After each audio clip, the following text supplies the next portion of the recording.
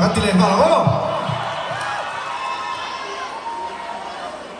à tổ phà năm bằng này tổ mấy lần chơi cái mà bị cả bây giờ mình đang chơi là giải thua mà hệ cái Thinlung không ai tu chơi vàng hiền cái này cũng mong là rung chuyển hiểu không Thinlung Thawnthu không ai